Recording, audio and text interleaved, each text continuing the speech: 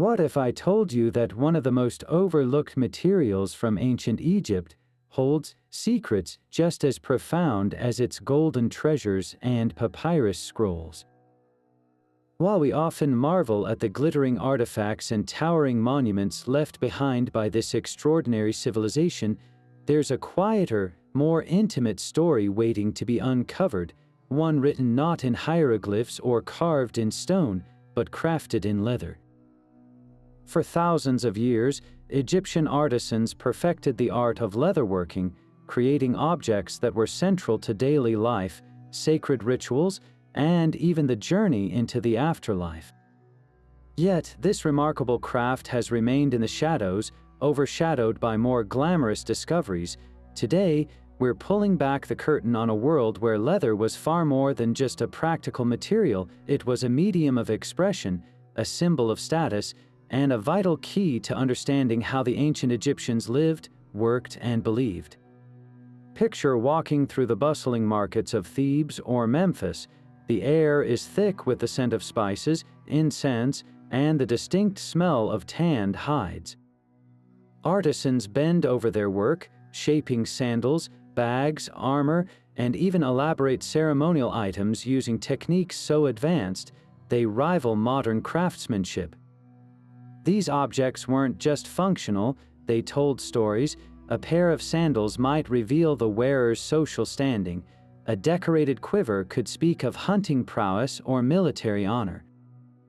And in the quiet depths of a tomb, leather items accompanied the deceased, believed to provide protection and utility in the next world. This is the hidden narrative of Egyptian leatherwork, a tale of innovation, symbolism, and human ingenuity that connects us across millennia. It's a story that challenges our assumptions and invites us to see ancient Egypt not as a static museum exhibit, but as a living, breathing society with complexities and comforts that mirror our own. Join me as we embark on a journey into this fascinating and often underestimated aspect of history. We'll explore how leather was sourced and treated using methods that were astonishingly sophisticated for their time. We'll uncover the symbolic meanings woven into everyday objects and reveal how something as humble as a leather strap could carry spiritual significance. Along the way, you'll gain a new appreciation for the resourcefulness and artistry of a civilization that continues to awe and inspire us. This isn't just a history lesson, it's an invitation to see the past through a different lens, to connect with the hands and hearts that shaped these enduring creations. So settle in, open your mind, and let's step into the world of Egyptian leatherwork, where every stitch tells a story and every artifact whispers secrets from a time long gone. To truly appreciate the mastery of Egyptian leatherworkers, we must first look to the source of their materials. The ancient Egyptians were incredibly discerning in their selection of animal skins, understanding that each hide possessed unique qualities perfect for specific tasks. While cattle provided a thick, robust leather ideal for the soles of sandals or durable straps for military gear, the softer, more pliable skins of goats and sheep were often chosen for clothing, pouches, and scroll covers. But their resourcefulness extended far beyond common domesticated animals. Tomb paintings and artifacts reveal a far more exotic palette. For elite warriors and pharaohs seeking to project ultimate power, nothing was more formidable than armor or shields crafted from the nearly impenetrable hide of the Nile crocodile. Similarly, the thick skin of the hippopotamus was reserved for items requiring extreme toughness, such as ceremonial shields or items meant to endure for eternity in a tomb. Even the graceful antelope, with its fine-grained and supple leather, was hunted not just for meat but for its hide, which was perfect for crafting elegant gloves or delicate ceremonial trappings. This wasn't a random process, it was a sophisticated system of material science. The choice of skin was a deliberate decision, deeply intertwined with the object's ultimate function and symbolic weight. A pair of sandals made for a common laborer, designed for long hours on harsh terrain, demanded the unwavering durability of cowhide. In contrast, a quiver for an aristocrat's arrows required the flexible, quiet strength of goat leather to allow for smooth movement during the hunt. For royal accoutrements, the material itself was a statement. Being buried with a crocodile skin shield wasn't merely about protection in the afterlife, it was a profound symbol of the king's dominion over the chaotic forces of nature, a declaration that his power extended to the most fearsome creatures of the Nile. The evidence for this intricate knowledge is etched into the walls of tombs and survives in the dryness of the sand. Scenes from burial chambers show the entire process, from the initial flaying of the animal to the careful scraping and curing of the hide. And in museum collections today, we can still examine these choices firsthand, feeling the difference in texture between a worn sandal and an ornate, decorated horse bridle, each telling a silent story about the animal it came from and the hands that transformed it. Once the perfect hide was selected, the true alchemy began.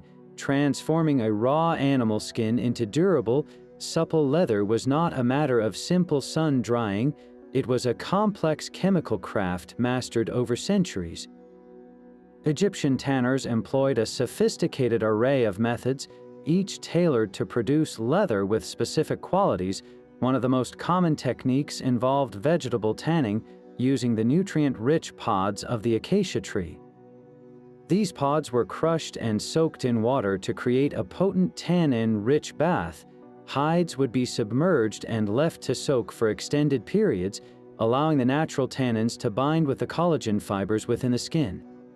This process not only preserved the hide, preventing rot, but also gave the leather a distinctive, rich color and a remarkable flexibility that made it ideal for everything from writing scrolls to wearable garments. For an even finer, paler, and incredibly soft leather, artisans turned to a different method, mineral tanning with alum. This mineral salt, likely sourced from the oases of the western desert, acted as a powerful astringent. It would be dissolved in water and worked into the hides, a process that required immense skill to ensure even penetration. Alum-tawed leather, as it's known, resulted in a luxurious white material that was particularly prized for delicate items like gloves, ceremonial clothing, and the linings of valuable cases. The contrast between the deep tones of vegetable tanned leather and the soft whiteness of alum-treated hides demonstrates the Egyptians' nuanced understanding of their materials and their desire for aesthetic variety. Evidence also points to the use of oil curing and even smoke curing, techniques that would have imparted water-resistant qualities to leather intended for harsh conditions or long voyages. How do we know all this? The proof is in the residue. Modern archaeologists use tools like mass spectrometry to analyze fragments of ancient leather artifacts. These scientific detectives can identify the microscopic chemical fingerprints of acacia tannins or alum salts left behind after thousands of years. This forensic analysis confirms that these weren't crude, experimental methods, they were refined, repeatable industrial processes. The longevity of these artifacts is a direct testament to the effectiveness of their techniques. The dry desert air certainly aided preservation, but it was the chemical transformation achieved by the tanner that truly fortified the leather, enabling it to resist decay and remain pliable across 40 centuries. This was science in service of art and utility, a hidden industrial revolution that supplied an entire civilization with one of its most vital and versatile materials. With the hides expertly selected and tanned, the next chapter of this story belongs to the artisans themselves, the women and men who transformed these prepared skins into objects of both utility and beauty. To understand their genius, we need to step into their workshop, not just as observers, but by examining the very instruments they held in their hands. Thanks to tomb paintings and the remarkable preservation of tools in burial contexts, we have an incredibly detailed picture of the ancient Egyptian leatherworker's toolkit. Each tool was a masterpiece of ergonomic design, tailored for a specific, crucial step in the process, for the initial, grueling work of removing every last bit of flesh and fat from the inside of a hide. They relied on sturdy scrapers. Early on, these were crafted from sharpened flint, a material that could be knapped to a razor-sharp edge. As metalworking advanced, copper and later bronze scrapers became common, their durable edges making the arduous task of fleshing more efficient. When it came to the precision work of cutting the leather into specific shapes, whether for the intricate pieces of a sandal or the complex pattern of a quiver, the tool of choice was often a blade made from obsidian. This volcanic glass, traded from distant regions, could be flaked to an edge far sharper and finer than even the best metal blade of the time. It allowed for clean, exact cuts without tearing or snagging the valuable material. Imagine the steady hand of a craftsperson using this glossy black blade to trace patterns on a supple goat hide, their movements guided by years of experience. For stitching these pieces together, they employed awls, frequently made from bone. These pointed tools were used to punch neat, consistent holes through the tough leather, creating a guide for sinew or plant fiber thread to follow. This wasn't a crude stabbing motion, it was a measured, practiced technique to ensure the seams were both strong and aesthetically pleasing. The final touch in finishing many leather goods was the art of burnishing. Using a smooth, hard stone, often a polished river pebble, or a piece of fine-grained granite, the artisan would rub the surface of the leather with significant pressure. This friction would heat and compress the fibers, creating a smooth, slightly glossy surface that was more resistant to water and dirt. It also gave the leather a wonderful, polished feel, elevating a simple pouch or strap into a refined product. This toolkit wasn't just a random collection of items, it was a coherent system, a technological suite that evolved over millennia. The wear patterns on the handles of these tools, discovered by archaeologists, tell a silent story of countless hours of labor. A smoother grip on one side of a scraper hints at the specific way it was held. The microscopic nicks on an obsidian blade reveal the direction of its cuts. These aren't just artifacts, they are extensions of the artisans themselves, physical connections to the individuals whose skill and dedication clothed, equipped, and protected an entire civilization. Yet this mastery of tools and techniques was only half the story. The true power of Egyptian leatherwork extended far beyond the physical workshop, reaching into the very heart of their spiritual world. In ancient Egypt, materials were never just materials. Every substance, from the purest gold to the humblest scrap of hide, carried a deeper symbolic resonance. Leather, with its origins in the animal kingdom and its transformative journey through the hands of artisans, was believed to be inherently charged with potent protective and magical properties. We see this sacred role most vividly in the ritual use of red dyed leather. The color red held a powerful duality in their worldview. It could represent the life-giving force of the sun and the fertile silt of the Nile, but it also symbolized chaos, danger, and the hostile desert. To harness this dangerous power for protection, red leather was employed in rituals and crafted into items meant to ward off evil. It became strongly associated with Seth, the complex god of chaos, storms, and the foreign lands. While often depicted as a disruptive force, Seth was also a necessary power who could be invoked to repel even greater evils. By using the red hide of an animal, perhaps a creature sacred to Seth like a donkey or an oryx, priests and magicians sought to channel his formidable energy as a shield against malevolent spirits and misfortune. This belief in leather's inherent power is perfectly encapsulated in one of the most fascinating amuletic objects, the tie-it knot. Often fashioned from red jasper or carnelian, the tie-it's distinct looped shape is also found meticulously crafted from red-stained leather. This was not a cheap imitation, it was a deliberate choice, The tayet, frequently called the knot of Isis, was a symbol of protection and resurrection, deeply tied to the blood of the goddess. By crafting it from red leather, the material itself amplified the amulet's magical intention. It wasn't just representing protection, the very fibers of the tanned and dyed hide were thought to be pulsating with protective energy.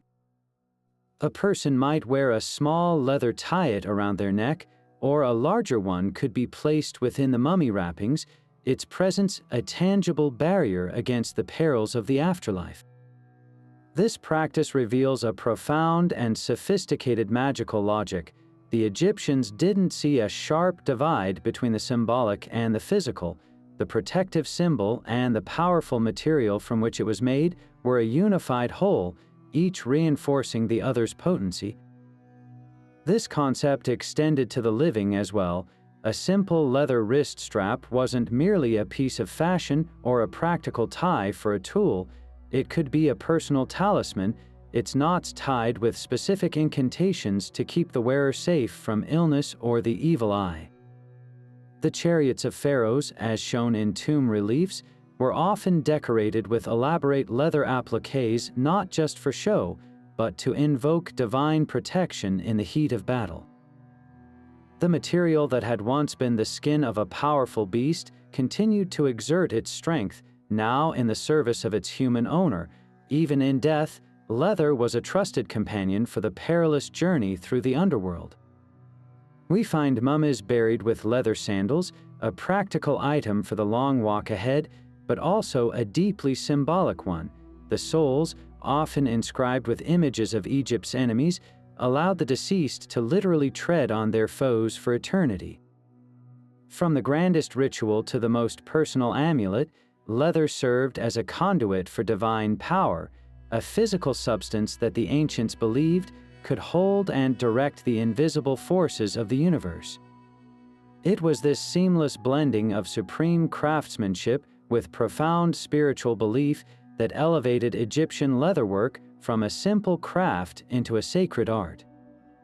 Of all the roles leather played in ancient Egypt, perhaps none was more vital than its duty on the battlefield, where it literally meant the difference between life and death for a soldier. In an era long before the widespread use of metal armor, Egyptian military innovators engineered a form of protection that was both brilliantly effective and surprisingly adaptable: scale armor crafted from hardened leather. The process was a masterclass in material science. Artisans would take small, overlapping rectangles of thick rawhide, often from the robust hide of a hippopotamus or Nile crocodile, and carefully soak and mold them before baking them in the sun or near a fire. This hardening process transformed the pliable strips into rigid, horn-like plates that could deflect slashing blows and absorb the impact of arrows. These individual scales were then meticulously stitched onto a flexible linen or soft leather tunic, creating a defensive garment that moved with the soldier's body. This was not a clumsy, restrictive suit of armor, it was a second skin, a lightweight and breathable system that offered formidable protection under the brutal Egyptian sun, allowing for the mobility that was the hallmark of the pharaoh's armies. This ingenuity extended to the soldier's primary form of mobile defense, the shield. While some ceremonial shields were made of wood and covered in precious metals, the standard issue shield for the rank and file soldier was a practical masterpiece of leatherworking. A wooden frame provided the structure, but it was then covered in one or even two layers of thick, toughened cattle hide, stretched taut and secured with rivets or strong stitching. This leather covering was often treated with oils or resins to make it more resistant to moisture and to help it better withstand the punishing impact of enemy projectiles and weapons. A well-made leather-covered shield could stop arrows, absorb the force of a mace blow, and provide a movable bulwark for advancing infantry formations. For the elite, the symbolism of the material was as important as its strength. A pharaoh might possess a shield crafted from the nearly impenetrable hide of a crocodile, a fearsome statement that he was protected by the most formidable creature of the Nile itself. Beyond personal armor, leather was the unsung hero of military logistics and elite warfare. Every archer relied on a quiver, a long tube typically crafted from supple goat or leopard skin, designed to protect his arrows from the elements and allow for smooth, silent retrieval during the chaos of battle. But the ultimate expression of leather's military application was found in the chariot corps, the elite shock troops of the Egyptian Empire. The entire functionality of these fast-moving platforms depended on leather. The lightweight chassis was bound and reinforced with strong leather straps, providing flexibility and strength. The most critical component was the bridle and harness system, an intricate network of straps, bits, and reins, all fashioned from the finest, most durable leather.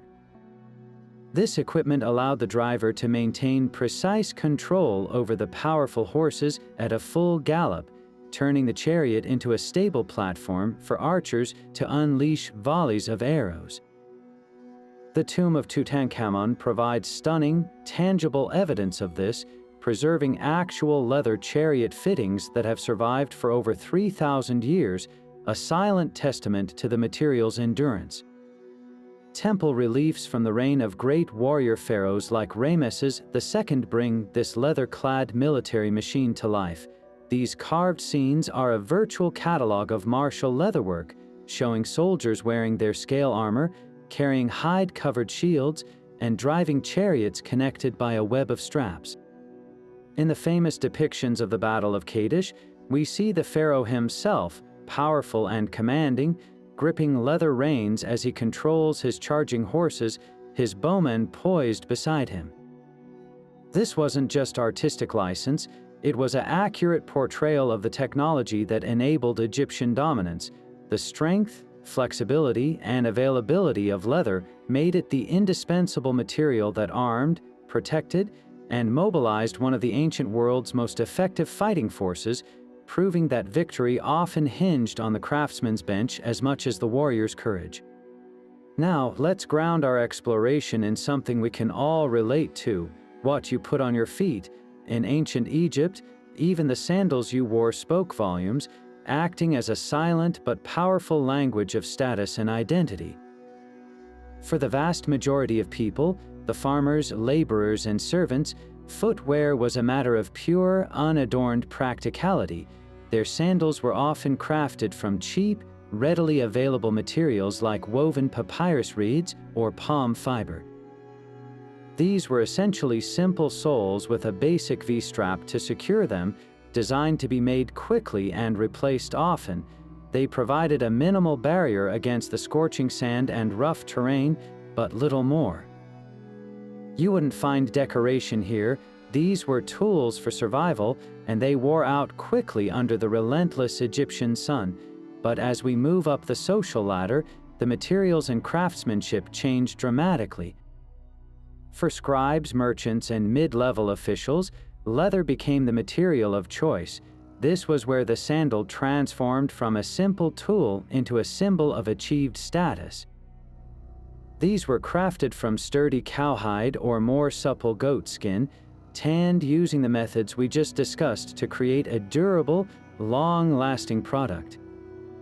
The design became more refined, with better-shaped soles that followed the contour of the foot and more comfortable, wider straps. Some might even feature a simple stamped design along the edges or a basic dye job, a small flourish announcing the wearer's comfort and stability. At the very pinnacle of society, the footwear of the pharaoh and the inner court was nothing short of sculpted art. These were masterpieces of the leatherworker's craft, often made from the finest, most supple kid leather or even exotic materials. Think of Tutankhamun's extensive sandal collection, preserved in his tomb. They are breathtakingly elaborate, covered in intricate tooling, detailed beadwork, and inlays of gold and semi-precious stones like lapis lazuli and turquoise. The soles themselves became a canvas for power. It was common for a pharaoh's sandals to have scenes of Egypt's defeated enemies meticulously painted or engraved onto the bottom. Every time he took a step, he was literally trampling his foes underfoot, a potent political statement with every movement. This distinction went beyond the grave. Elite tombs are filled with sandals, both practical and ceremonial, meant to serve the deceased in the afterlife. A commoner might be buried with their worn papyrus sandals, but a noble would be equipped with multiple pairs, each for a different purpose. This practice highlights a profound cultural belief. Your status wasn't just for this life, it was an eternal condition, and your footwear had to be appropriate for the journey. So, the next time you slip on a pair of shoes, consider the silent story they tell.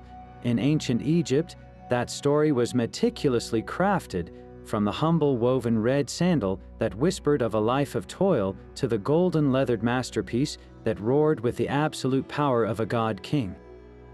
Beyond the battlefield and the royal court, leather truly proved its indispensability in the rhythm of daily life, woven so seamlessly into the fabric of existence that its presence was almost as essential as the air the Egyptians breathed. This was a material that served everyone, from the pharaoh in his palace to the farmer in his field, in 1,000 small, vital ways. Perhaps no object better exemplifies this universal utility than the humble waterskin. In a civilization defined by its relationship with the Nile, yet surrounded by arid desert, the ability to carry and store water was a matter of survival. Crafted from the entire hide of a goat or sheep, meticulously removed and sewn shut at the limbs with only the neck left as a spout, these vessels were miracles of practical design. The natural oils in the tanned leather made it largely watertight, while the pliable material allowed it to be easily carried over a shoulder, conforming to the body's movement. Whether a laborer heading to work in the fields, a soldier on a long march, or a merchant crossing the trade routes, no one ventured far without their trusty leather waterskin, a personal lifeline against the relentless sun. The organization of daily life was also dependent on leather. In a world without pockets, bags and pouches of all descriptions were the primary means for carrying one's possessions. A scribe would have a specialized leather case to hold his raid brushes, pigments, and a small pot of water. A wealthy woman might own an elaborate cosmetic bag, fashioned from the softest kid leather and closed with a delicate drawstring, containing her kohl tubes, tweezers, and shells filled with fragrant oils. Artisans carried their chisels, awls, and drills in sturdy leather rolls, the tools securely tucked into individual pockets, and the whole thing tied shut, an ancient version of the modern tool kit. Even the simple act of shopping in the market required a leather sack or net to carry goods home. These items weren't luxuries, they were the fundamental containers of life, keeping precious tools, valuables, and personal effects safe, organized, and portable. The resourcefulness of Egyptian leatherworkers extended to protecting other valuable materials. Archers, for instance, understood that the fiber of a bowstring was vulnerable to moisture, which could weaken it and lead to a catastrophic failure at a critical moment. To prevent this, they crafted ingenious little conical caps from leather, designed to be slipped over the ends of a bow when it wasn't in use. This small, simple object shielded the string from dew and dampness, ensuring the weapon remained battle-ready. This same protective principle was applied to furniture. While chairs and beds were primarily wooden structures, they were often augmented with leather for comfort and durability. Cushions could be stuffed and covered in soft hide, and we even see evidence of leather straps being used to create a flexible, supportive seating surface on chairs, a precursor to the sling chairs of today. These applications show a sophisticated understanding of material properties, using leather not for its beauty in these cases, but for its flexible strength and protective qualities. What makes this everyday use so fascinating is its democratic nature. While the quality and decoration of these objects certainly varied with wealth, a noble's pouch might be dyed and fringed, while a laborer's was plain and thick. the material itself was in use at every level of society. The tools that built the pyramids, the sacks that carried the grain that fed the cities, the vessels that held the water that sustained life, so many of them relied on the unique properties of leather. It was the ultimate utilitarian material, durable yet flexible, reusable and repairable. An old waterskin could be cut down to patch a sandal, a worn-out bag could be unraveled to provide tough lashing cord. This constant reuse and repurposing speaks to a culture that wasted nothing, valuing a material not for its glamour but for its profound and endless usefulness. In the quiet, uncelebrated corners of Egyptian daily life, away from the glitter of gold and the solemnity of tombs, leather was the silent, sturdy workhorse that made civilization possible.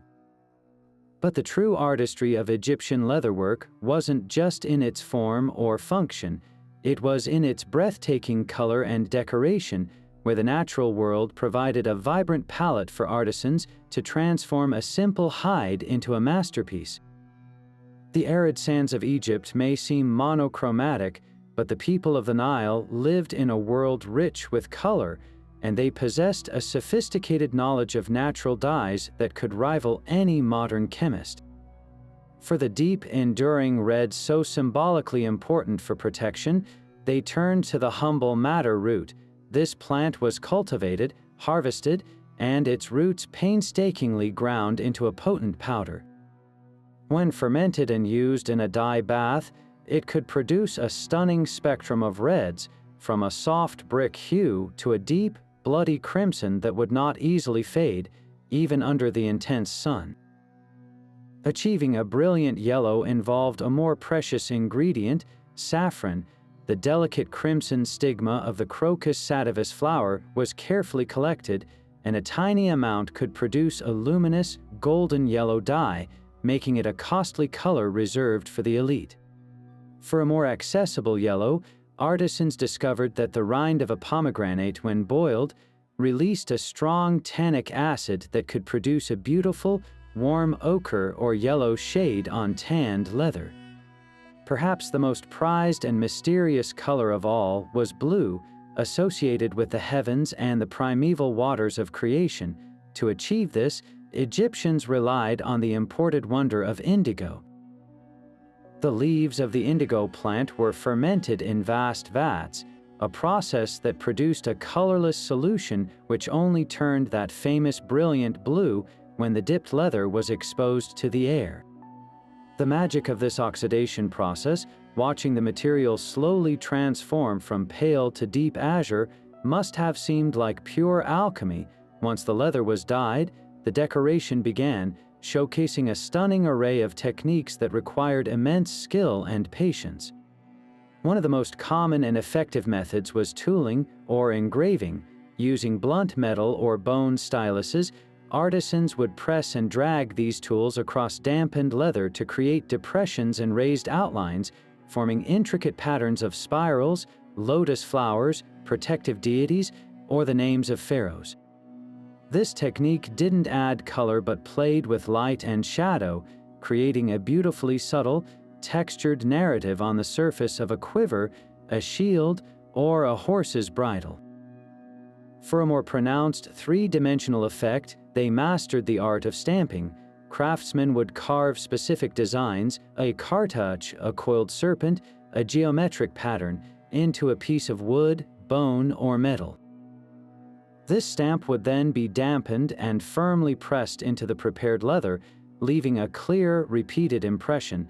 This was an efficient way to create consistent, decorative borders or to fill larger areas with patterned designs, and the surviving examples show an incredible clarity of detail that has lasted for millennia. The most lavish and opulent pieces, however, were created using applique.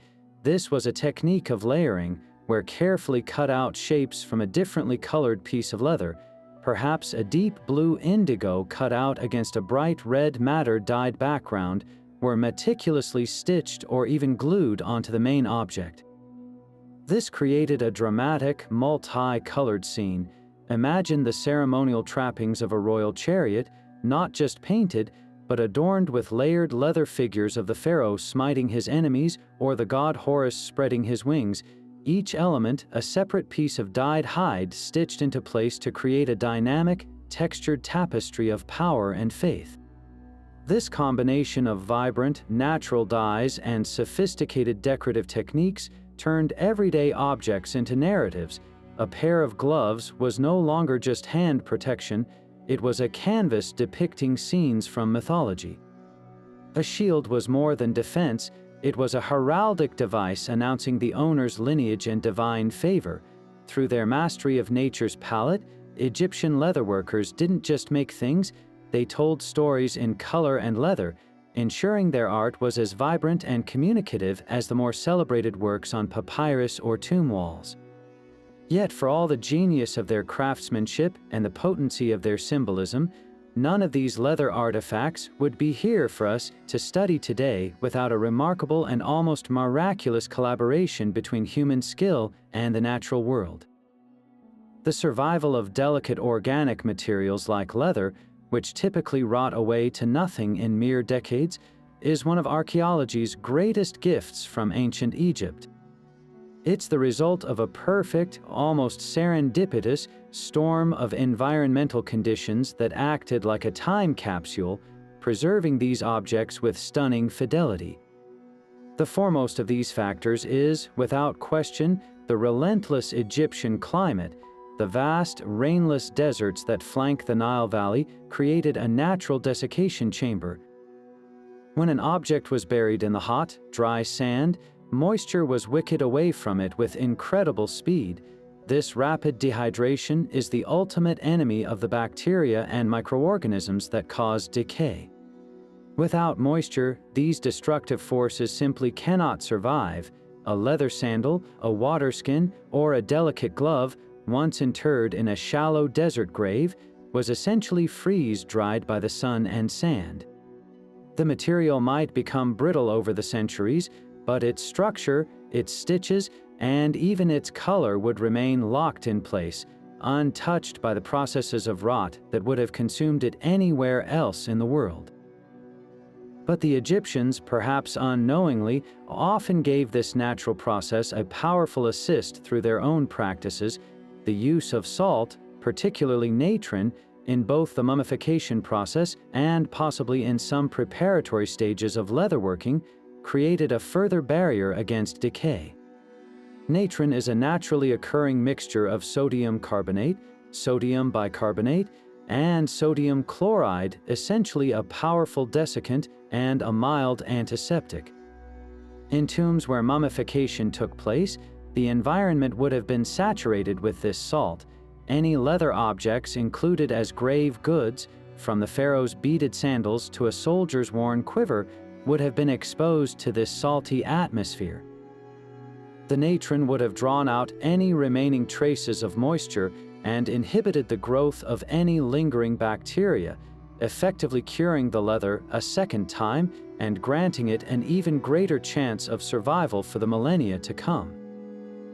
The final layer of protection was the tomb itself. For the elite, burial in a rock-cut tomb or beneath a pyramid was the ultimate form of preservation.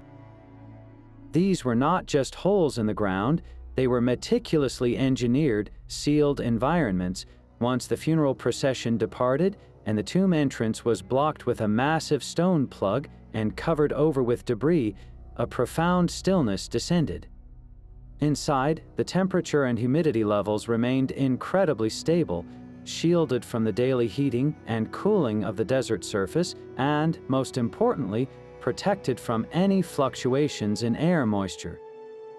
This created a climate-controlled vault, a near-perfect state of stasis where the conditions that allowed for preservation remained unchanged for centuries.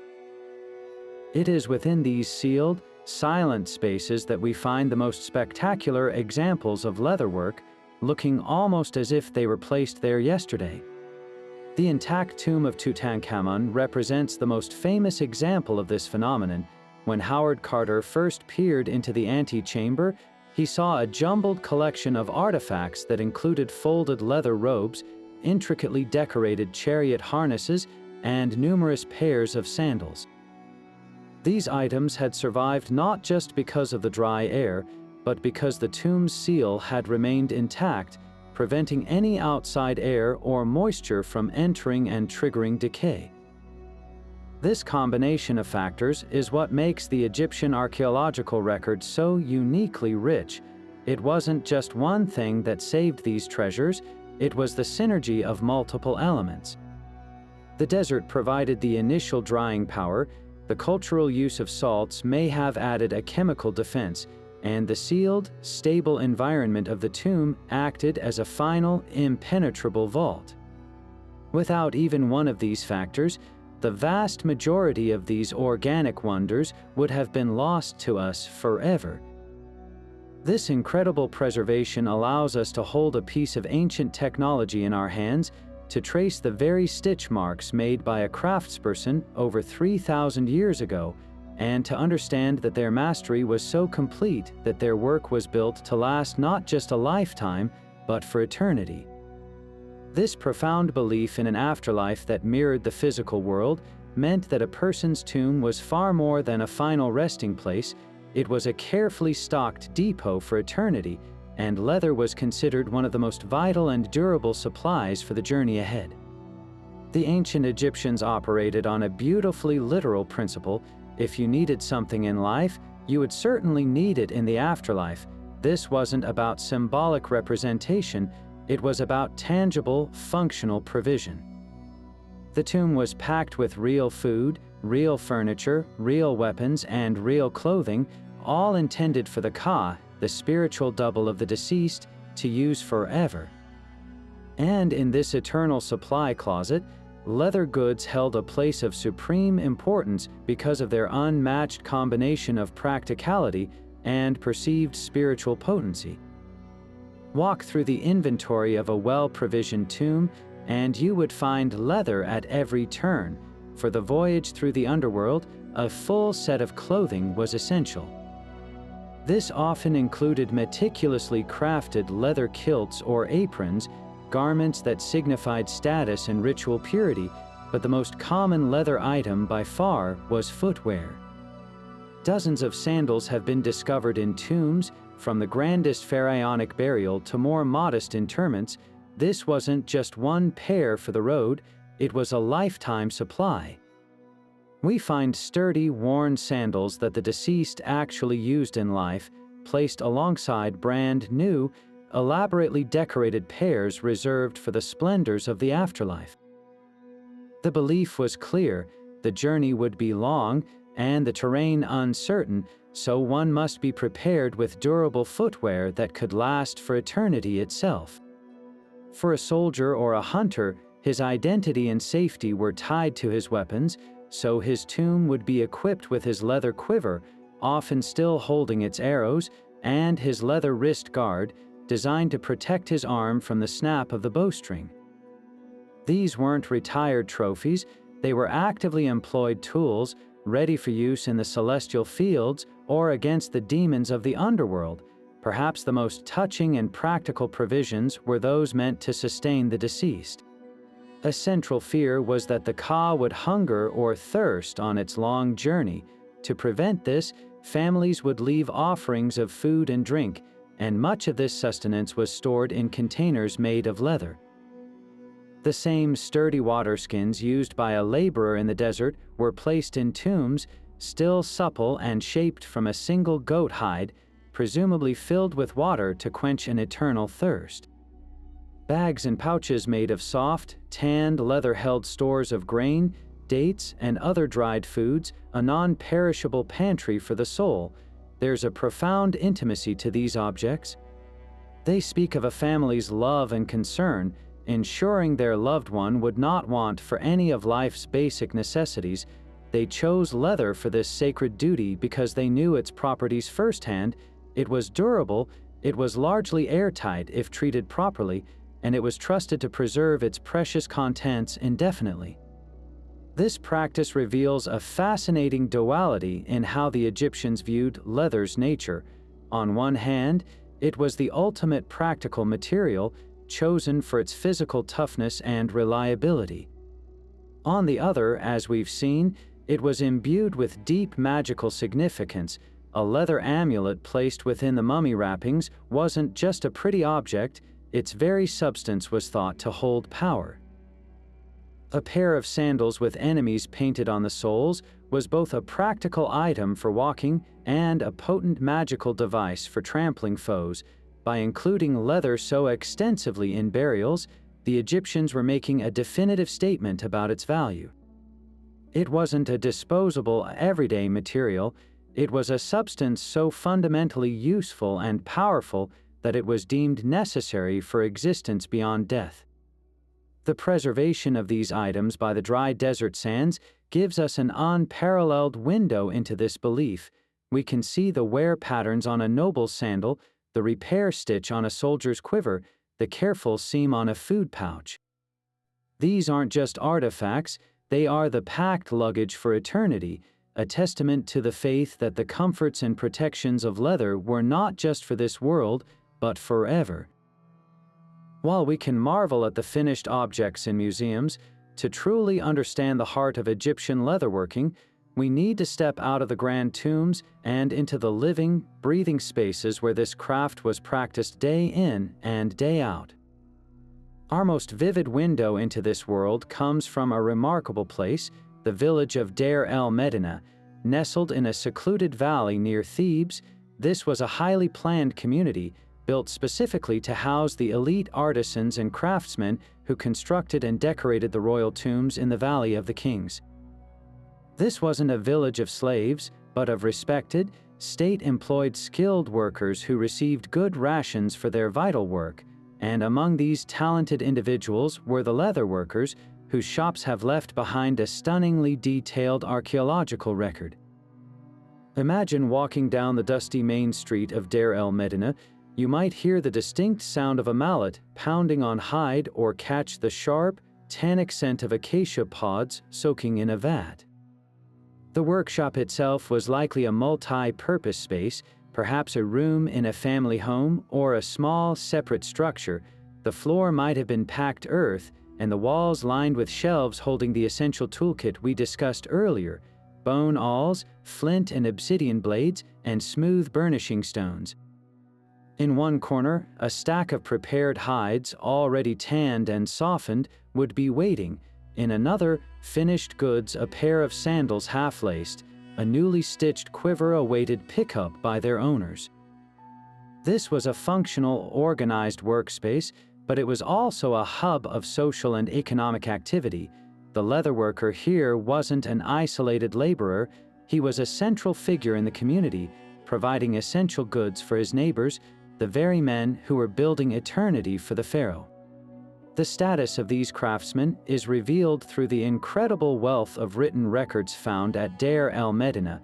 The villagers were surprisingly literate, and they used broken pieces of pottery and limestone flakes, known as ostraka, as their notepads. These ostraka are our direct line to their daily transactions, many record orders for leather goods, making the commerce of the craft feel immediate and personal. One ostrakan might be a simple memo from a scribe named Naktamun, requesting a new leather cover for his writing palette. Another could be a more complex order from a foreman named Kaha, asking for a custom-made set of reins for his chariot, specifying the type of hide and perhaps even a decorative pattern. These weren't anonymous bulk orders, they were personalized requests, indicating a relationship between the craftsman and his clientele based on trust and specific need. Even more fascinating are the ostraka that appear to be sketches or design templates. Some fragments show rough, quick outlines scratched into the surface, the shape of a glove, the sole of a sandal with strap placements marked, or the intricate curve of a tie-it knot amulet. These were the leatherworker's notebooks, his way of working out a design before committing it to valuable hide. It shows a process of drafting and revision, a true designer at work, not just a mindless producer. The discovery of these sketched ostraka profoundly changes our perception. It elevates the Egyptian leatherworker from a simple manual laborer to a creative artisan, a problem solver who translated ideas and requests into tangible, functional art. This vibrant economic activity also hints at a side business. While these men were primarily employed by the state to work on the royal tomb, the evidence suggests they had free time to undertake private commissions for the community. A leatherworker might officially be on the pharaoh's payroll, but in the evening, he could be crafting a fine bag for a fellow villager's wife or repairing a child's sandal, perhaps being paid in extra grain, fish, or a pottery vessel.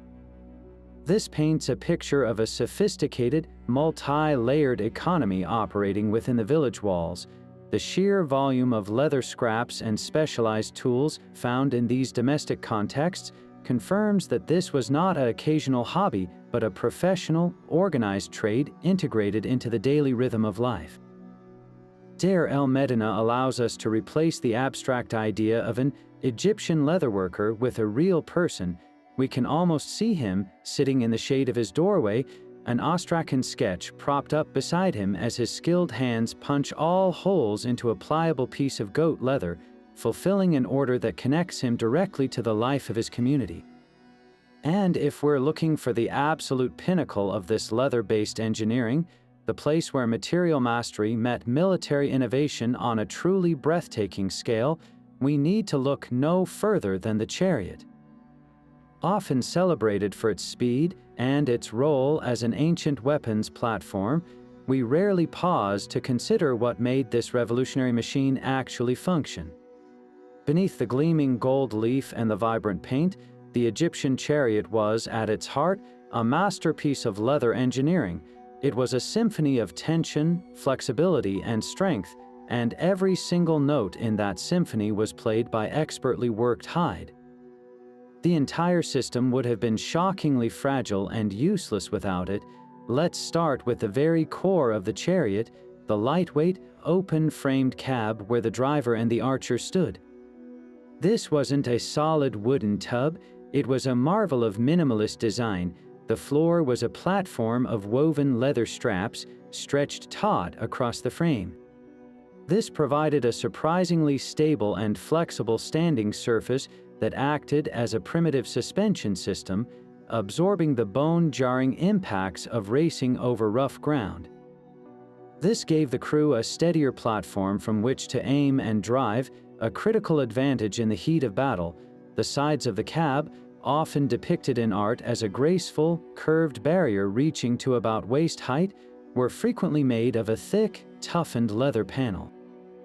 This hull was not just for show, it protected the driver's legs from low-lying brush, stray arrows, and the jarring impact of the wheels kicking up debris. It was a perfect balance of being light enough not to hinder the horses, yet strong enough to offer real protection, but the leather's role was even more critical in the parts that connected the chariot to the horses and to the ground.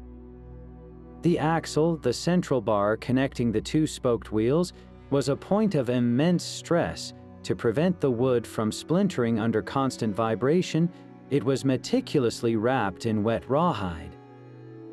As the rawhide dried, it shrank, creating an incredibly tight, compressive band that reinforced the wood far more effectively than any rope or metal band could. This same technique was used on the long pole that connected the cab to the horse's yoke.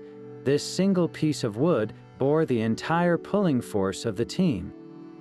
Leather bindings at the stress points, again applied wet and allowed to shrink, acted like permanent, ultra-strong clamps, holding the entire structure together under immense strain. This use of rawhide was a stroke of genius, a simple yet supremely effective application of material science that was absolutely vital to the chariot's structural integrity. Finally, we come to the connection between man and beast, the control system. This was a complex web of leather straps that required the finest craftsmanship. The reins themselves had to be made from the most supple, yet strongest, leather available. They couldn't be too stiff, or they wouldn't allow for delicate adjustments in pressure, yet they couldn't stretch or be so thin that they might snap under the force of a panicked horse. A driver's entire control over his powerful team depended on the feedback he received through those leather reins held in his hands.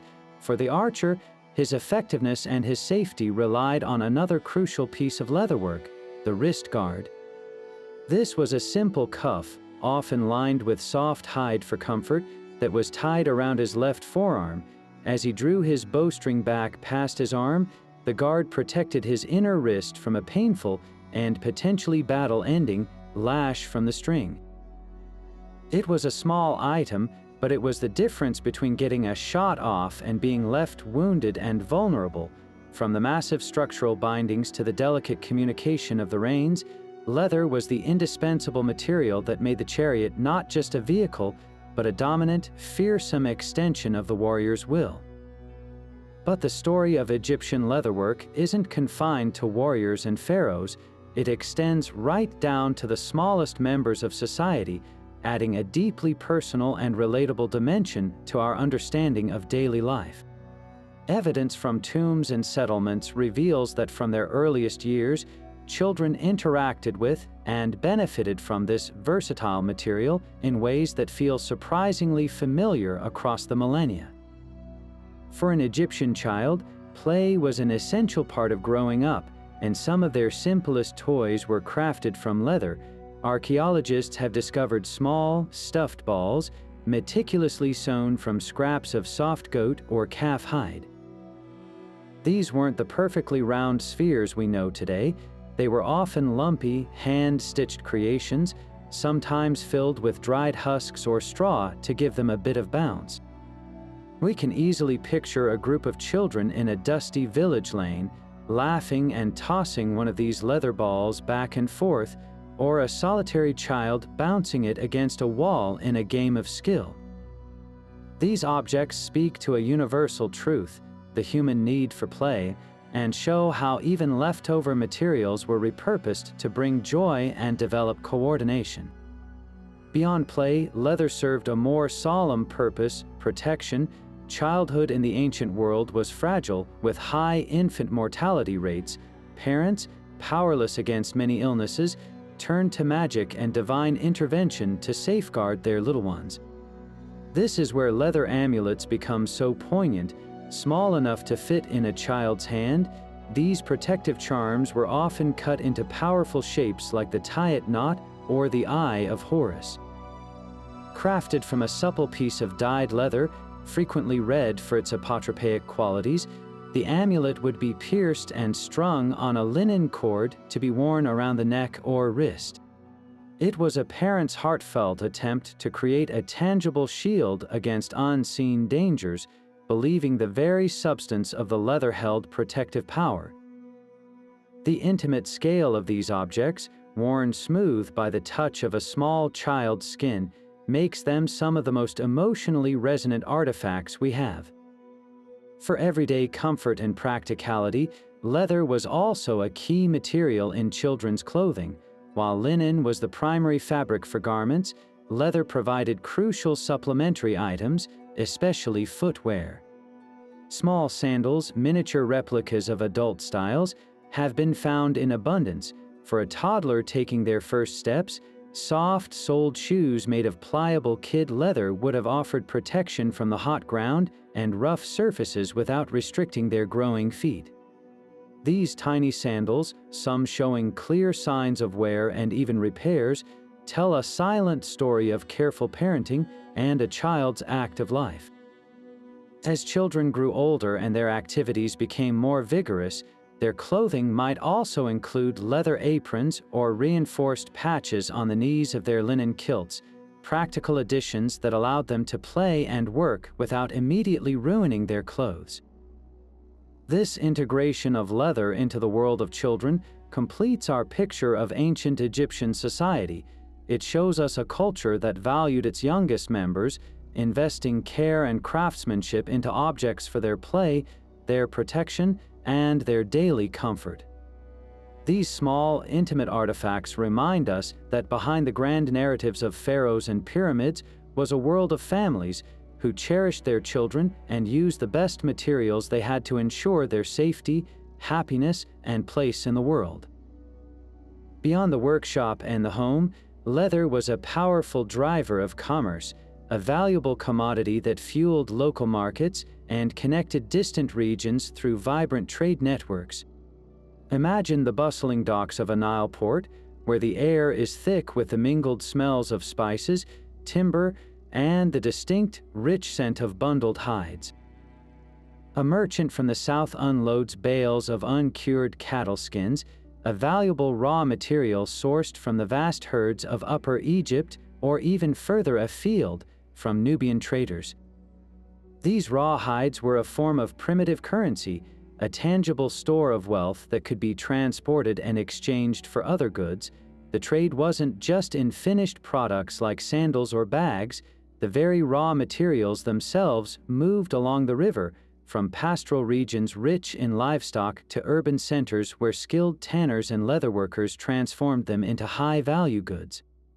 This created a sophisticated economic ecosystem where a herdsman in the delta could trade his cattle hides to a merchant who would ship them upriver to a tannery in Memphis, where they would be processed and sold to artisans who would then craft them into goods for the local market or for export.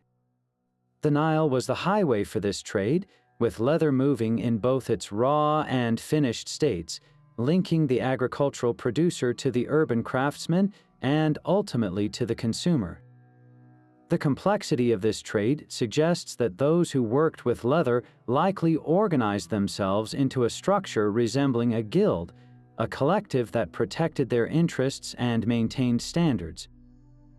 While we don't have explicit records of a leatherworkers' guild, as in medieval Europe, we know from places like Deir el-Medina that craftsmen of the same trade lived and worked in close proximity, sharing techniques and tools. It's highly plausible that in larger cities, tanners who performed the messy, odorous, and chemically complex first stage of the process operated in a designated district, likely downwind from residential areas. This concentration of expertise would have allowed for the efficient bulk processing of hides. These master tanners would have guarded their proprietary recipes for tanning solutions, the exact mix of acacia pods, the concentration of alum salts, as closely held secrets passed from father to son. This control over a vital and skilled part of the production chain would have given them significant economic leverage and a respected, if not always pleasantly fragrant, place in the city's industrial landscape. The economic value of the finished goods themselves cannot be overstated. A simple pair of papyrus sandals might be affordable to a laborer, but a well-made pair of leather sandals represented a significant investment, a marker of achieved status. More elaborate items, like a full set of leather scale armor or the intricately decorated harness for a chariot team, were incredibly valuable, likely costing the equivalent of months or even years of a common worker's wages. These were not impulse purchases but major acquisitions, equivalent to buying a car or a house today. This high value made leather goods a perfect candidate for the nation's system of tribute and taxation. Conquered territories, particularly those known for specific animals, would have been required to pay their annual dues to the pharaoh in kind. A province in Nubia might be assessed a tribute of 500 cattle hides, while a Levantine city-state might send shipments of fine goat skins.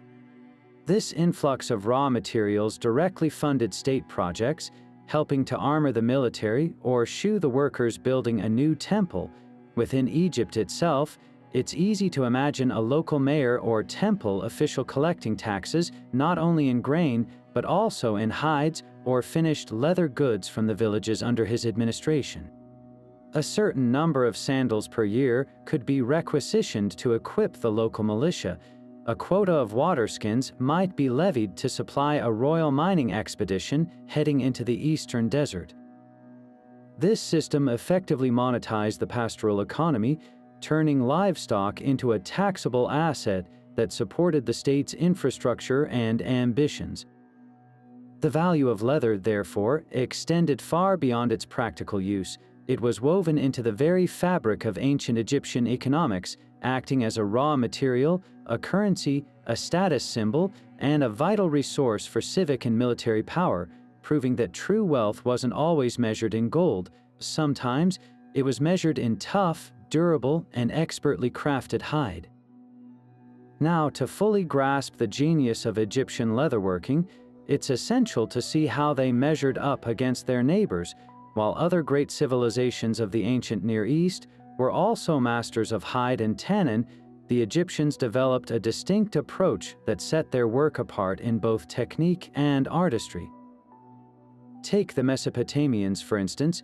Theirs was a civilization built on clay and cuneiform, and their leatherwork, while highly functional, often reflected a more utilitarian mindset.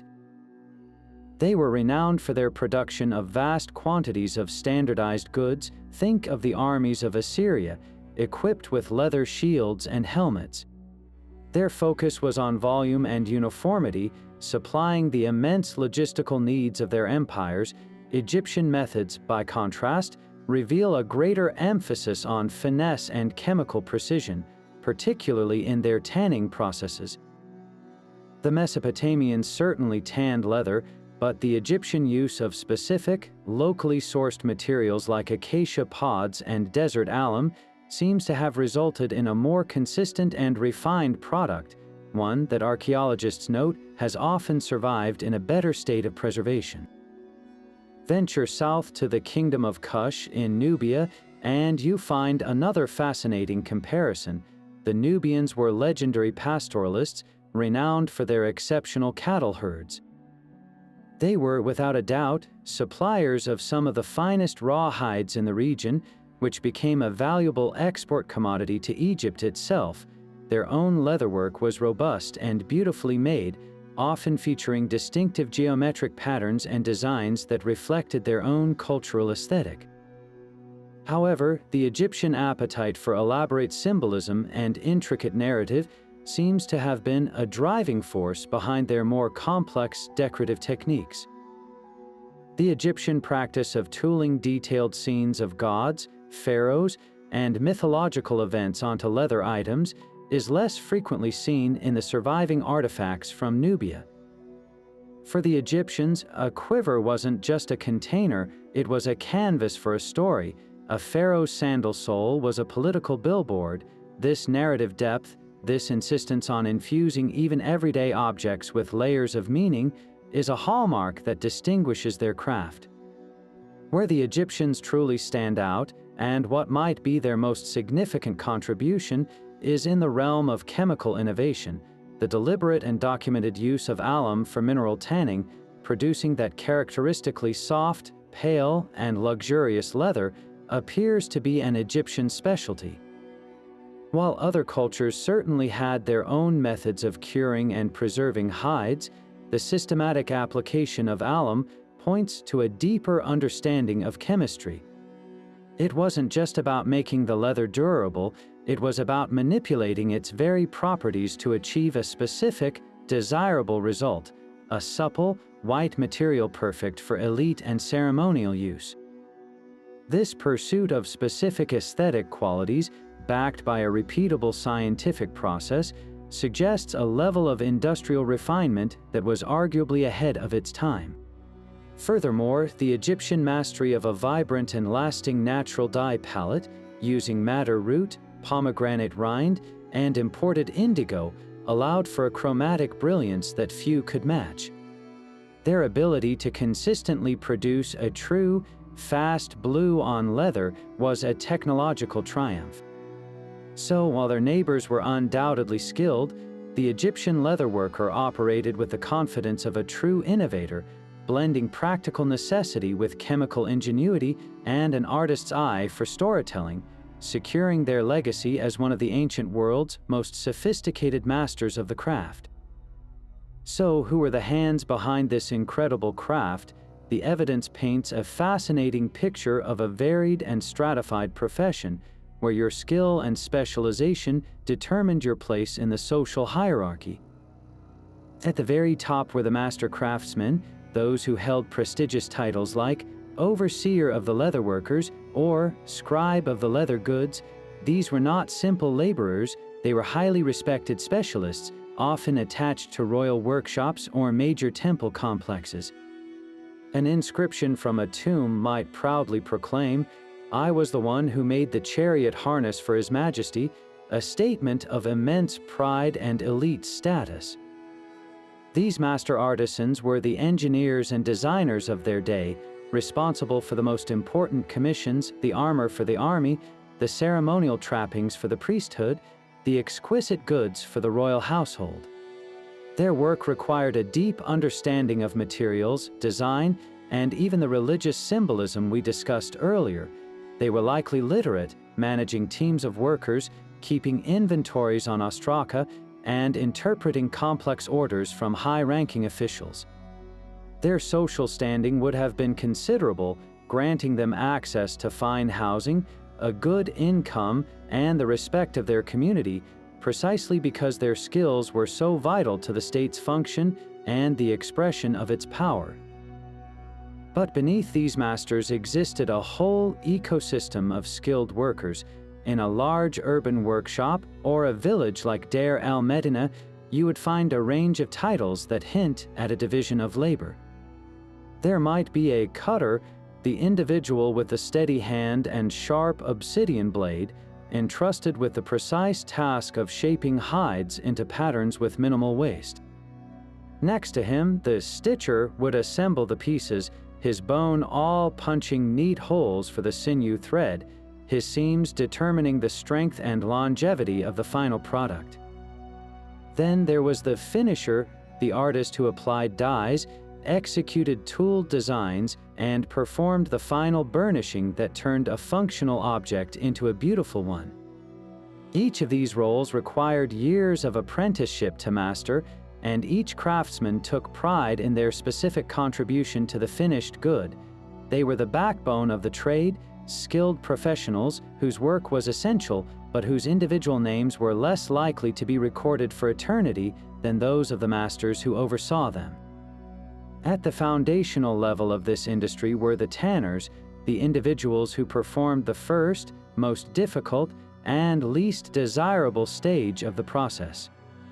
The task of transforming raw, untreated hides into workable leather was messy, physically demanding, and notoriously foul-smelling due to the use of animal waste and bacterial action in some curing methods. Because of this, tanners often operated on the outskirts of towns, their workshops separated from residential areas. While their work was absolutely fundamental without them, the entire craft collapsed. Their social standing was almost certainly lower than that of the fine leatherworkers who used their materials. It was a classic case of a vital but unpleasant job being less valued socially, despite its critical importance. Yet, even here, there would have been masters of their craft, individuals who knew exactly how long to soak a hide in an acacia bath or how to mix an alum solution to achieve the perfect consistency. They possessed a form of chemical knowledge that was powerful, even if it wasn't always celebrated. The respect afforded to a leatherworker ultimately depended on their clientele and their location. An artisan employed directly by the palace or a major temple enjoyed a stable income and high status. An independent leatherworker in a city market, producing goods for a general audience, would have been a respectable merchant, but perhaps not among the elite. Their identity was multifaceted. They were artists, chemists, engineers, and entrepreneurs. Tomb paintings occasionally show them at work, bent over their tasks with focused intensity, often depicted with the same dignity as scribes or jewelers. They were integral to the economy, to daily life, and to the cultural expression of ancient Egypt. They weren't anonymous cogs in a machine. They were individuals who left behind the physical evidence of their skill in every stitch, every cut, and every dyed pattern that has survived to amaze us today. It's time to clear the air and tackle some persistent myths that have, for too long, cast a shadow over the incredible achievements of Egyptian leatherworkers. One of the most common misconceptions is the idea that ancient Egypt was a civilization dressed almost entirely in linen, with leather playing only a minor, crude role on the sidelines. This image of a pristine, white-clad society is a dramatic oversimplification, largely shaped by the fact that linen, as a plant fiber, often preserves even more spectacularly than leather in the dry sand. We see the fine, translucent pleats of a noble's garment and assume that was the whole story, but the archaeological record tells a far more complex and colorful tale. Leather was not some primitive fringe material. It was a sophisticated, integral, and ubiquitous part of their world, from the gritty realities of the workshop floor to the sacred silence of the tomb. Another myth worth dismantling is the notion that their techniques were rudimentary. It's easy to assume that ancient methods were inherently simple or less effective than our own. Nothing could be further from the truth. The Egyptian tanner was a master chemist, not a primitive laborer. The evidence from artifact analysis proves they weren't just slapping animal brains on a hide and hoping for the best. They managed complex, multi-stage processes involving precise vegetable tannin solutions and mineral salts, achieving results that have survived for over 4,000 years. We have modern leather goods that crack and degrade within a decade, yet we can hold an Egyptian sandal that is still supple and a quiver that remains strong. To call that primitive is to completely miss the mark. Their craft was the result of centuries of refined, accumulated knowledge, a high-tech industry for its time that demanded a deep understanding of natural materials and chemical reactions. Perhaps the most tempting misconception is to view every leather item through a purely practical lens, ignoring the profound spiritual dimension we've explored. A modern viewer might see a piece of red leather and think only of dye, but an Egyptian saw a shield against chaos. They might see a tayet knot and recognize a symbol, but miss the fact that the power was believed to reside in the very leather itself. This failure to grasp the ancient mindset leads us to underestimate the material's true value in their culture. We categorize it as utilitarian, while they saw it as magical and divine. This wasn't a society that separated the practical from the spiritual. They were seamlessly woven together. A soldier's leather armor was both physical protection and a magical barrier. A pair of burial sandals was both footwear for the journey and a device for trampling evil spirits. By acknowledging this dual purpose, we stop seeing these objects as simple artifacts and start understanding them as windows into a complete and complex worldview. The proof against these myths isn't just lying in a few museum cases, it's written into the very fibers of the artifacts and the accounts of those who lived there. The Greek historian Herodotus, who traveled to Egypt in the 5th century BC, wrote with clear astonishment about their customs, and he specifically noted the Egyptians' aversion to wearing woolen garments, preferring linen and, significantly, animal skins for certain purposes. Even an outside observer from a sophisticated contemporary culture recognized the Egyptian mastery and particular use of leather. Furthermore, the countless ostraka from Deir el-Medina, those detailed work orders and sketches, don't describe the craft as some crude, occasional trade. They reveal a bustling, professional, and highly organized industry operating with the efficiency and specificity of a modern specialty workshop. These weren't people dabbling in a primitive craft. They were experts running a business, fulfilling custom orders, and innovating within their field. So, the next time you picture ancient Egypt, push beyond the classic image of flowing white linen. See instead the rich, textured reality, the soldier adjusting his hardened leather scale armor, the charioteer gripping his finely stitched reins, the mother tying a soft leather amulet around her child's wrist, and the artisan carefully painting a protective symbol onto a pair of sandals destined for eternity. Their world was not monochrome. It was vibrant with the deep red of madder, the brilliant blue of indigo, and the rich brown of perfectly tanned hide. By letting go of these outdated assumptions, we don't diminish the Egyptians, we finally grant them the full credit they deserve for building a civilization whose ingenuity extended to every facet of life, right down to the very skin they worked with such extraordinary skill. But how can we be so certain about these ancient techniques? Separated as we are by thousands of years, the true revolution in our understanding comes not from tomb paintings alone, but from the powerful alliance of archaeology and cutting-edge modern science. Today, researchers employ a suite of sophisticated technologies that act like a time machine, allowing us to peer into the very molecular makeup of these artifacts and read stories that were once thought to be lost forever. One of the most powerful tools in this scientific arsenal is the scanning electron microscope. This incredible instrument magnifies objects millions of times, revealing a hidden universe of detail completely invisible to the human eye. When a tiny fragment of ancient leather is placed under the SEM, it doesn't just show wear and tear, it unveils the entire history of its creation. Scientists can examine the collagen structure of the skin itself, seeing how the tanning process altered and preserved the fibers. They can identify the specific cut marks left by an obsidian blade, distinguishing them from the smoother groove of a bronze tool, which helps date the object more accurately. Most fascinatingly, the SEM can reveal the presence of ultra-fine particles trapped in the leather's surface, minute traces of the sands where it was tanned, or even pollen grains that tell us what season the animal was slaughtered. This isn't just analysis, it's forensic-level detective work on a microscopic scale. The revelations continue when we turn to genetic science. Through advanced DNA analysis, a small sample of leather can now definitively identify the exact species of animal that provided the hide.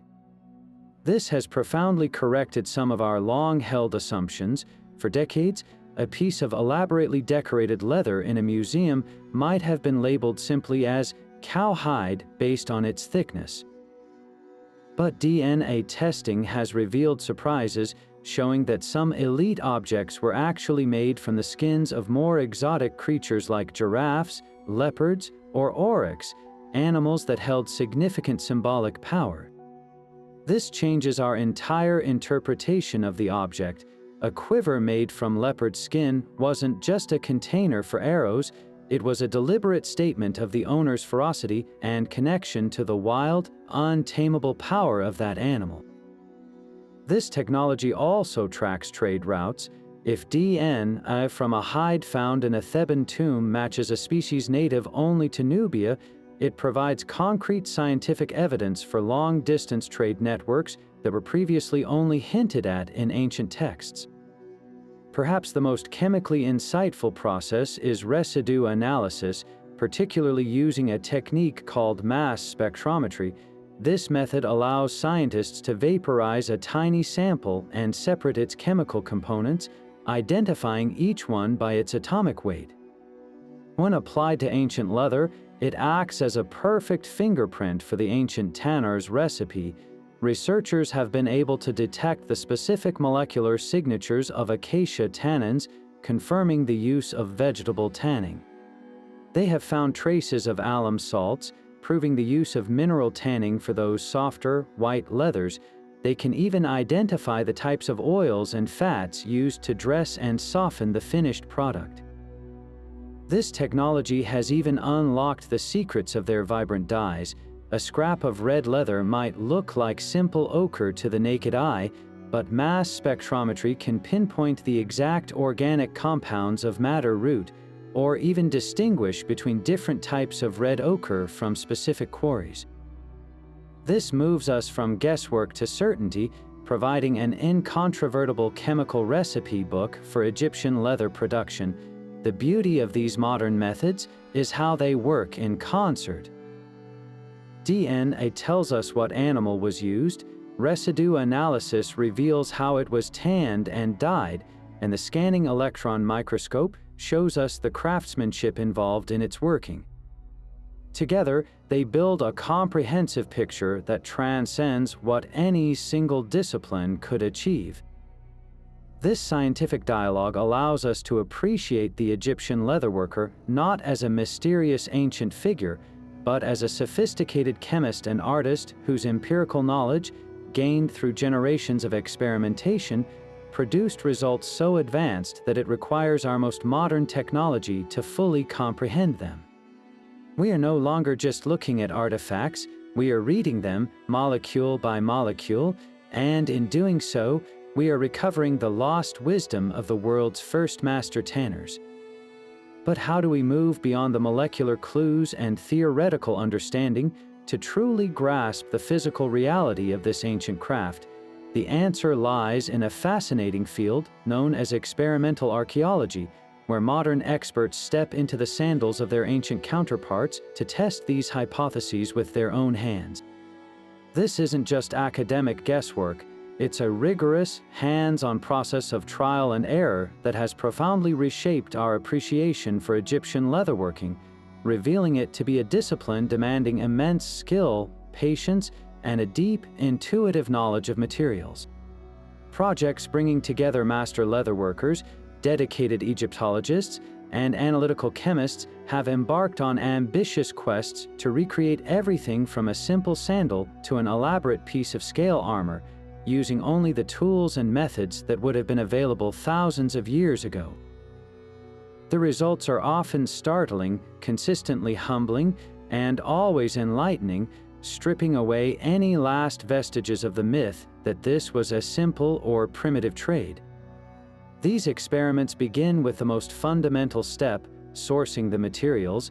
A modern tanner can order a pre-prepared hide online, but an experimental archaeologist must start from the very beginning, just as the ancient Egyptians did. This means acquiring a fresh animal skin, often from a local farm, and immediately confronting the first major challenge, the incredibly labor-intensive process of fleshing. Using replica flint or bronze scrapers, participants quickly discover that removing every bit of tissue and fat from the inner layer of the hide is a grueling, days-long task that demands significant physical strength and relentless perseverance. The ancient tools, while effective, require a specific technique and constant sharpening, a stark contrast to the efficiency of modern steel blades. This initial stage alone fosters a newfound respect for the laborers who performed this messy, strenuous work as a matter of daily routine, setting the foundation for everything that followed. The real revelations, however, come during the tanning process itself. A team might decide to test the acacia pod method, gathering the pods, crushing them, and soaking them in a large, period-appropriate pottery vat. The first lesson is always one of time. Modern chemical tanning can be completed in a day. The vegetable tanning process using these ancient methods requires weeks or even months of careful monitoring and soaking. The artisans must learn to judge the tannin concentration by sight and feel, knowing when to add more crushed pods or when the hide has absorbed enough to be properly preserved. Attempts at alum tanning present a different set of challenges, requiring the craftspeople to source the mineral and then master the precise mixing of the solution to achieve that desired soft, white leather without making the hide too brittle. These are not processes one can learn from a manual. They represent a body of knowledge that was undoubtedly passed down through generations, a collection of tricks and tips that would have been the closely guarded secrets of master tanners. The success of these experiments is measured not just by the look of the final product, but by rigorous scientific analysis, comparing the chemical signature of the recreated leather to that of the ancient artifacts to see if they truly match. Perhaps the most profound insights come when the tanned leather is finally ready to be worked. A modern leatherworker accustomed to sharp steel knives and needles must relearn their entire craft using ancient tools. Attempting to cut patterns with an obsidian blade is a lesson in both awe and frustration. The volcanic glass can indeed hold an edge sharper than surgical steel, allowing for unbelievably clean and precise cuts, but it is also terrifyingly fragile. A slight twist of the wrist or an encounter with an unseen imperfection in the hide can instantly snap the valuable blade, forcing the craftsperson to adopt a completely different, more deliberate and fluid cutting technique. Stitching with a bone awl and sinew thread is another exercise in patience. The awl must be used to punch each hole individually before the thread can be pulled through, a slow and meticulous process that makes the creator intimately aware of every single stitch in a finished product. This hands-on experience provides the why behind many archaeological findings. They understand why certain seams are spaced the way they are, why specific patterns minimize waste, and why toolkits found in tombs contain multiple, nearly identical blades because breakage was simply a part of the workflow. The ultimate goal of many of these projects is to recreate a complete, complex object, such as a piece of scale armor or a chariot harness. This is where the theoretical knowledge of the Egyptologist meets the practical skill of the craftsperson. The process of hardening individual leather scales by soaking and baking them, then sewing them onto a backing garment, reveals the incredible amount of time and labor invested in a single soldier's protection.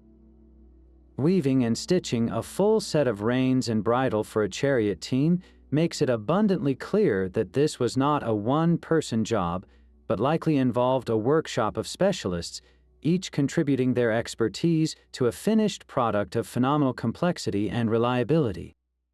These experimental recreations do more than just confirm how something was made, they transform our understanding of its value. They reveal that a single Egyptian leather object represents a vast investment of time, skill, and resources. It was the product of a sophisticated, interconnected industry where the knowledge of the herdsman, the alchemy of the tanner, and the artistry of the leatherworker combined to create items that were not merely functional, but were enduring testaments to human ingenuity, built with a skill so refined that it still challenges and inspires the very best modern craftspeople today.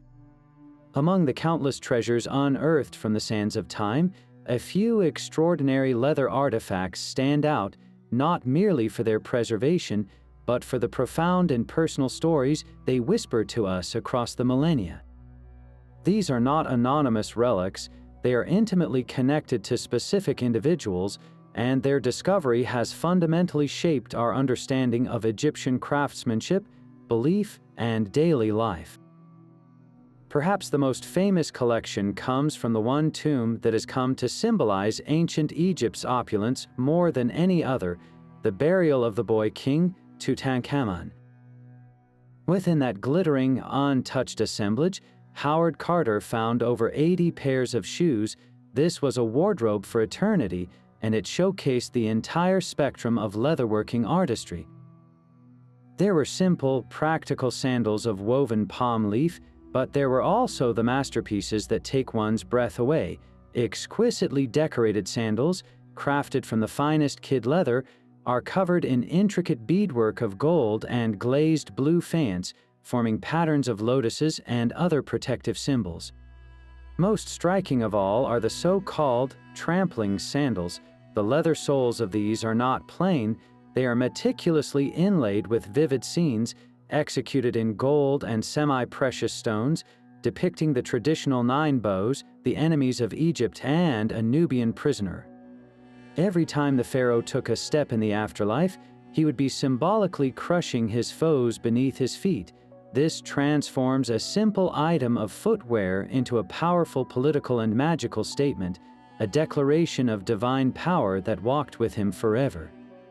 For a glimpse into the martial world of the Egyptian elite, we turn to a slightly earlier and equally spectacular discovery, the tomb of Queen Ahotep. This remarkable woman, mother of the pharaohs who finally expelled the Hyksos invaders, was buried with a trove of military honors typically reserved for great generals. Among the golden flies of valor and the jeweled daggers, archaeologists discovered a complete and functional leather quiver, still holding its bronze-tipped arrows. This was not a ceremonial prop, it was a piece of battle-ready equipment, The leather is thick and durable, designed to protect the arrows from moisture and damage, yet supple enough to allow for silent retrieval. Its presence in a queen's tomb is a thunderous testament to her role. It suggests she may have been a unifying figure during a turbulent time, perhaps even rallying troops, and her son ensured she was buried with the tools of war to protect her in the next life as she had protected the kingdom in this one.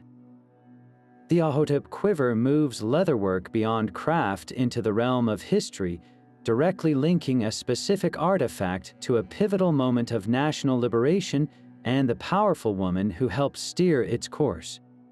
Another object that offers an incredibly personal connection is the quiver found in the tomb of Meherpre, a high-ranking official during the reign of Thutmose IV. Meherpre's title was Child of the Nursery, which likely indicates he was a royal companion, growing up alongside the young prince in the palace. His well-preserved tomb in the Valley of the Kings contained a quiver of such breathtaking beauty that it transcends its function entirely. Crafted from spotted leopard skin, the choice of material is the first powerful statement. The leopard was a sacred animal associated with strength and the priesthood, so this immediately signaled Meherpre's elite status. But the true marvel is the decoration. The entire surface is covered in a lavish applique scene, executed in finely cut pieces of dyed leather. It depicts the official himself, presented to the gods, and a stunningly detailed vignette of a hunting dog bringing down a desert oryx. The scene is so vibrant and full of motion, it feels like a snapshot from his life. This object tells us that leather could be a canvas for personal narrative. It wasn't just about utility or even general symbolism. It was a medium for a man to proclaim his identity, his piety, and his favorite pastime, ensuring that his success and his story were remembered for eternity. What unites these three famous discoveries is their power to connect us to individuals. Tutankhamun's sandals speak to the divine role of kingship and the constant magical battle against chaos. Queen Ahotep's quiver speaks to political power, military resolve, and the breaking of traditional gender roles in a time of crisis. Meherpre's quiver speaks to personal prestige, luxury, and the desire to carry one's passions and identity into the afterlife. Each one, through the medium of worked leather, provides a unique window into the soul of its owner and the complex, sophisticated culture they inhabited. They prove that these objects were far more than just practical gear. They were biographical documents, crafted from hide and thread, waiting patiently in the dark to tell their stories once again. Now consider an entirely different sensory dimension of Egyptian life, the world of sound and music. The captivating rhythm of a drum or the gentle pluck of a harp string provided the soundtrack to everything from grand temple ceremonies and royal processions to intimate family gatherings and lively tavern revelries. And just as leather clothed their bodies and armed their soldiers, it also gave voice to their music, serving as a vital, vibrating component in a wide array of ancient instruments. The most direct and powerful application was, of course, in the construction of drums. Egyptian drum makers displayed a profound understanding of acoustics, meticulously selecting and preparing hides to achieve specific tonal qualities. A large ceremonial drum, meant to produce a deep, resonant boom that could carry across a vast temple court, would likely be fitted with a thick, robust cattle hide. The process of stretching this wet rawhide over a wooden frame and lacing it tightly with leather thongs was a critical act of tuning. As the hide dried and contracted under the desert sun, the tension increased, raising the pitch of the drum to its desired note. The resulting instrument was not just a noisemaker, it was a finely calibrated device, its voice a product of the tanners' and musicians' shared expertise. For smaller, higher-pitched frame drums, often played by women during dances or religious ecstasies, a thinner, more flexible goatskin would be chosen, allowing for a sharper, crisper slap and a quicker response. The role of leather extended beyond just drumheads into the very heart of stringed instruments. The famous Egyptian bow harp, an elegant, graceful instrument often depicted in the hands of banquet musicians, relied on leather for both its function and its survival. The enormous tension placed on the harp's neck by the gut strings created a powerful force that could easily split the wood over time. To counteract this, artisans ingeniously wrapped the entire neck of the harp in a tight, wet sleeve of rawhide. As this rawhide dried and shrank, it acted like a powerful compressive band, binding the wood fibers together with incredible force and preventing the neck from cracking under the strain. This same principle of using shrinking rawhide to create immense structural strength was applied to the joints of furniture and, as we saw, to chariots. On a harp, this leather binding was both a hidden engineering marvel and sometimes a canvas for beauty, being tooled with intricate patterns or even gilded. Furthermore, the soundbox of the harp itself, the hollow resonator that amplified the vibrations of the strings, was often covered with a thin sheet of fine leather. This leather soundboard, stretched taut over the opening, played a direct role in shaping the instrument's tone, adding warmth and resonance to the notes it produced. This integration of leather into their musical world reveals a culture that thought holistically about their materials. They understood that the properties of a substance could be harnessed for multiple purposes. The same toughness that made leather ideal for a shield also made it perfect for reinforcing a harp neck. The same flexibility that allowed it to form a comfortable sandal also allowed it to vibrate as a drumhead. When we listen to modern reconstructions of Egyptian music, the deep throb of a hide-covered drum or the warm twang of a harp string echoing from a leather-lined soundbox, we are hearing more than just a recreation of ancient notes. We are hearing the voice of the material itself, a sound that would have been as familiar and evocative to an ancient Egyptian as the scent of the Nile or the sight of the pyramids. It adds a rich auditory layer to our understanding, reminding us that their civilization was not a silent museum diorama, but a vibrant, noisy, and musically sophisticated world, with leather providing a fundamental rhythm to their daily existence. Imagine for a moment the incredible journey one of these leather artifacts has taken. It was crafted over 3,000 years ago, worn and used in life, carefully placed in a tomb for eternity, and then slept in the utter darkness of a sealed chamber for centuries, perfectly preserved by the dry, stable desert air. Then, in a flash of modern discovery, it's exposed to an entirely new world. The moment that tomb seal is broken or that desert grave is opened, a race against time begins. The very air we breathe becomes a threat, and the light we use to see these treasures starts a process of decay that can be slowed, but never truly stopped. This is the monumental challenge facing the conservators in museums around the world, the unsung heroes tasked with preserving these fragile whispers from the past for future generations. Their work is a delicate ballet of science and patience where every decision is critical. The greatest enemies of ancient leather are the very elements of our modern environment. After millennia in a dry, dark, and stable tomb, the introduction of fluctuating humidity is catastrophic. The collagen fibers within the leather, once stabilized, eagerly absorb moisture from the air, causing the object to swell and become soft. Then, as the humidity drops, the leather dries out and contracts.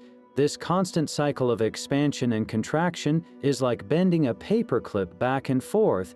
It causes tremendous stress, leading to cracking, warping, and ultimately, the complete disintegration of the object. Similarly, exposure to oxygen initiates new chemical reactions. It can cause previously stable dyes to fade or shift color and can accelerate the breakdown of the organic tannins that preserve the hide for so long. But perhaps the most insidious threat is light. especially the ultraviolet rays present in even the most diffused gallery lighting. Photochemical degradation is a relentless process where light energy breaks down the molecular bonds within the leather, causing it to become brittle, fade, and lose its structural integrity. A pair of sandals placed under a display light for a few years can suffer more damage than it did in centuries buried in the desert. Confronted with these invisible threats, conservators have developed an arsenal of incredibly gentle techniques to halt the decay. The first and most crucial step is often a long period of acclimatization. An object isn't simply pulled from a crate and put on display. It might spend months or even years in a specially designed storage cabinet where temperature and humidity are minutely controlled, slowly allowing it to adjust to its new reality in a stable, low-humidity environment that mimics its tomb-like origins.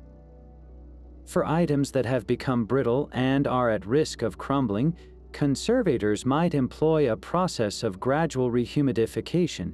They place the artifact in a sealed chamber alongside a special solution that releases a very fine, controlled mist of water vapor. This allows the leather to slowly, safely absorb a tiny amount of moisture, becoming just pliable enough for conservators to gently reshape it without causing it to crack. The physical stabilization of a fragile piece is where the conservator's hand becomes an artist's touch. They don't use modern glues or synthetic patches that could cause further damage. Instead, they might use incredibly fine Japanese kozo paper. This paper is made from the long fibers of the mulberry tree, and it's exceedingly strong yet lightweight and reversible. Using a conservation-grade adhesive that can be safely dissolved and removed in the future, they painstakingly attach tiny strips of this paper to the back of cracks or weak areas. This creates an almost invisible web of support, holding the fragment together without stressing the ancient material. For a badly warped object, like a curled section of a quiver, they might create a custom, cushioned mount out of archival materials. This mount doesn't force the leather flat, but instead supports it exactly as it is, preventing any further deformation while it's on display or in storage. Every action is taken with the future in mind, using materials and methods that can be undone by the next generation of conservators who will have even better technology at their disposal. The reality is that every single leather artifact we see in a museum case is a minor miracle. Its survival from the workshop to the tomb was the first miracle. Its discovery before it was looted or destroyed was the second, and its ongoing preservation, thanks to the meticulous, unseen work of conservators, is the third and ongoing miracle. These objects exist in a state of suspended animation, caught between the world they were made for and the world they now educate. The work never truly ends, it's a constant vigil. Conservators regularly monitor objects on display, checking for the slightest signs of change or stress, and often rotate sensitive items out of the light to rest in darkness, much like they did for millennia. This immense effort is driven by a profound sense of duty. These conservators are the guardians of a legacy, ensuring that the stitch marks left by an ancient craftsperson, the wear patterns from a long-vanished owner, and the vibrant echo of a lost color remain for our children's children to study and to wonder at, connecting the hands of the past with the minds of the future. The remarkable innovations of Egyptian leatherworkers did not vanish with the decline of the pharaohs. Instead, they seeped into the wider Mediterranean world, carried along the bustling trade routes that connected empires. When we look at the leather goods of classical Greece and later the Roman Empire, we can often see the subtle yet undeniable fingerprints of Egyptian techniques, a legacy transmitted through centuries of exchange, conquest, and cultural admiration. The Greeks, who established the bustling port city of Naucratis in the Nile Delta as a hub for trade, were first-hand witnesses to Egyptian craftsmanship. Historians like Herodotus wrote with clear fascination about Egyptian customs, and it's highly likely that their descriptions of exotic practices included the advanced tanning methods they observed. The Greek military, for instance, made extensive use of leather for everything from the teruges, the protective leather strips hanging from their cuirasses, to sturdy shields and horse trappings. While they may not have adopted the full symbolic complexity of Egyptian leatherwork, the underlying technology, the use of vegetable tannins and oil curing to create durable, flexible armor, almost certainly bears the mark of earlier Egyptian experimentation and knowledge transfer. The transmission of this knowledge reached its zenith under the Romans, who were the ancient world's ultimate assimilators of technology. Following their annexation of Egypt after the death of Cleopatra, Rome gained direct access to the province's vast resources and ancient industrial secrets. The Roman military machine, which stretched from the misty highlands of Scotland to the deserts of Syria, required a staggering amount of standardized leather gear for its legions. Every soldier needed caligae, those iconic heavy-soled sandals studded with hobnails, and every cavalryman relied on a complex arrangement of leather straps for his harness and saddle. To meet this colossal demand, the Romans didn't just use Egyptian methods, they industrialized them. They established massive, state-run tanning facilities, some so large and pungent they were required by law to be situated downstream from towns. While they used their own local materials, like the tannin-rich bark from oak trees, the core chemical principles of vegetable tanning that the Egyptians had perfected centuries earlier formed the bedrock of this vast enterprise. Perhaps the most telling evidence of this direct influence lies in a specific and intimate object, the Roman gladius sword scabbard. Many surviving examples are masterpieces of leatherwork, constructed from layers of wood and leather, and often covered with a thin, tooled leather sheath.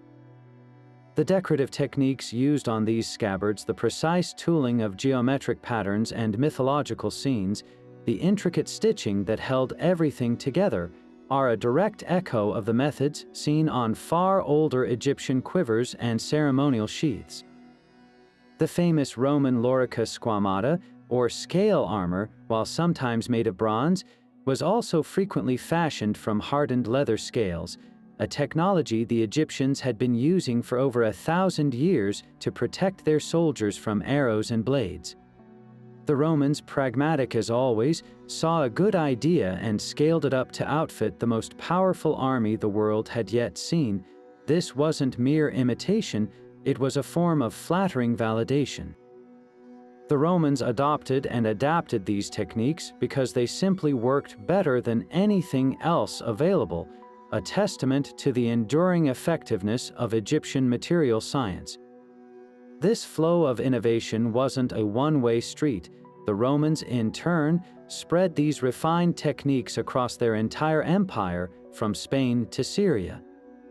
As the empire fractured, the knowledge persisted within the Byzantine Empire and in the monastic communities of the early medieval period, where the art of bookbinding kept leatherworking skills alive. The exquisite covers of illuminated manuscripts, often made of finely tanned leather, tooled with gold, and dyed with rich colors, can be seen as the distant, evolved descendants of the applique-decorated shields and quivers found in pharaonic tombs. The story of Egyptian leather is therefore not a closed chapter in a history book.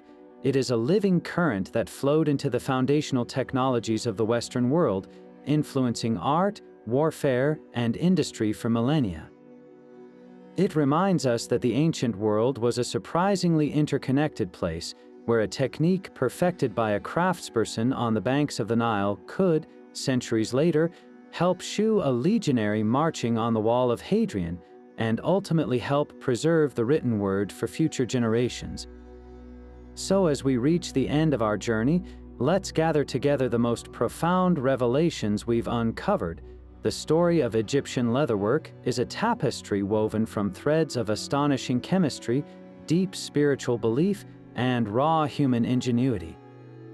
We've seen that their tanning methods were not primitive guesswork, but a sophisticated form of material science, using everything from crushed acacia pods to precious alum salts to transform a raw animal skin into a durable, versatile, and often beautiful product.